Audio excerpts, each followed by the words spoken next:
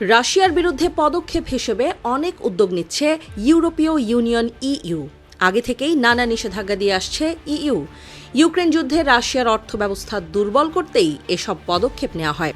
তারই ধারাবাহিকতায় গত সপ্তাহে ইউরোপে রাশিয়ার কেন্দ্রীয় ব্যাংকে থাকা 210 বিলিয়ন ইউরোর সমপরিমাণ সম্পদ জব্দের সিদ্ধান্ত নেয় ইইউ।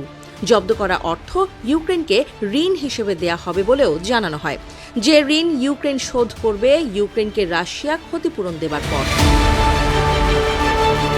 ইউক্রেনকে অস্ত্র ও সামরিক সরঞ্জাম এবং কূটনৈতিক সহযোগিতাও অব্যাহত রেখেছে ইইউ।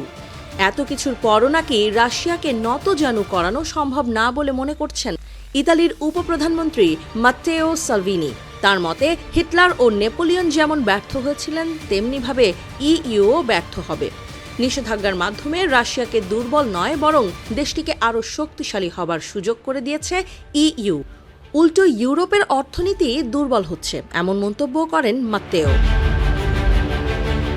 মাত্তেও ইউরোপের প্রতি সাবধান বাণী উচ্চারণ করে বলেন, ইউরোপের মূল হুমকি রাশিয়া নয়, বরং অবৈধ অভিবাসন। কাজেই রাশিয়াকে মোকাবেলায় সামরিক খরচ না বাড়িয়ে অবৈধ অভিবাসন ঠেকাতে বেশি মনোযোগী হওয়া জরুরি বলে মন্তব্য করেন তিনি। রুশ পররাষ্ট্র মন্ত্রণালয় মাত্তেওর মন্তব্যে সন্তোষ প্রকাশ করে বলেছে, গোটা ইউরোপের উচিত এইভাবে উপলব্ধি করা,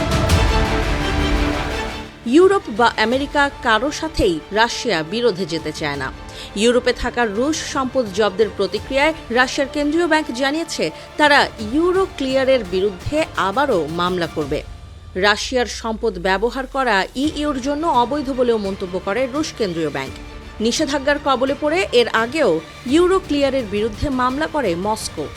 ইউরো ক্লিয়ার হল আন্তর্জাতিক সিকিউরিটিজ ডিপোজিটরি ও সেটেলমেন্ট সিস্টেম, যা বিশ্বের বিভিন্ন দেশের সম্পদ সংরক্ষণ ও আর্থিক লেনদেন নিষ্পত্তি করে থাকে।